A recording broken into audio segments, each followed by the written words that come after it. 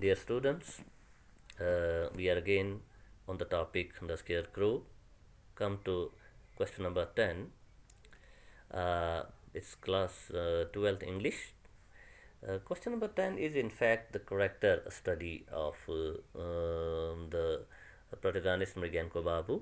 Let us see what type of man he is and what he did. Mriganko Babu was a Bengali writer from Calcutta. He was a patient and tolerant man. He never snapped at his driver or the servant. बहुत अच्छा आदमी था, कभी अपने drivers या दूसरे servants को झड़कता नहीं था. He was good नेचर्ड and not believing in superstitions. ठीक है, वो सुपरस्टिशंस पर भी तवहमात पर भी कोई भरोसा नहीं करता था. He never consulted the almanac before travelling.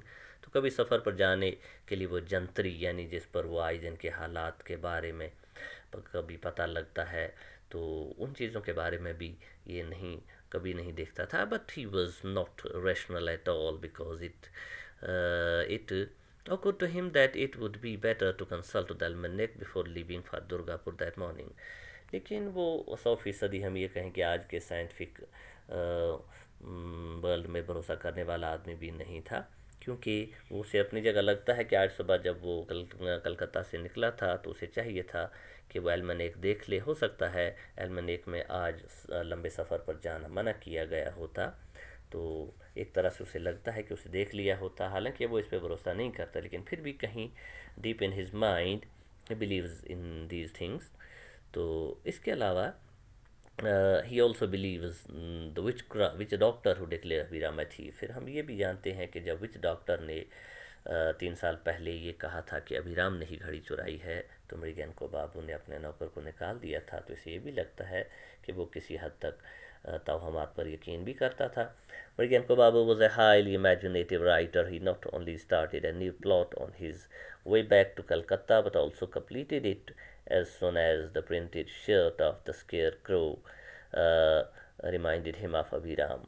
तो बिल्कुल मृगैनको बाबू एक बहुत बड़े राइटर तो थे ही, लेकिन बहुत इमेजिनेटिव भी थे, क्योंकि हम देखते हैं कि एक सिर्फ वो स्केयर क्रो को देखकर, उसकी प्रिंटेड शर्ट को देखकर उन्हें अभिराम याद आता है और एकदम से एक प्लॉट उनके माइंड में तैयार हो जाता है. और कमाल तो ये है कि वो अपनी नींद में भी इस प्लॉट को पूरा कर लेते हैं. He was really a creative writer in the sense he created a complete story on the recollection of Abhiram. तो ये हम देख रहे हैं. मृगैनको babu was in no way prejudice, लेकिन हम ये जानते हैं वो प्रेजुडिस नहीं था, किसी के ख़िलाफ़ किसी के बारे में कोई हसद नहीं थी उसे.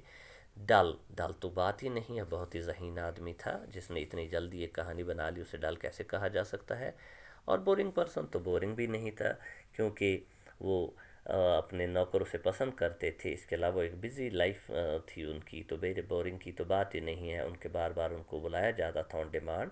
तो dear students, this here ends the character sketch of Mriganko Babu. I tried it to make short for you, make it short for you so that it will not become a burden on your mind. तो मुझे लगता है आपको ज़रूर से help मिलेगी. Please note jot it down in your notebooks and that will help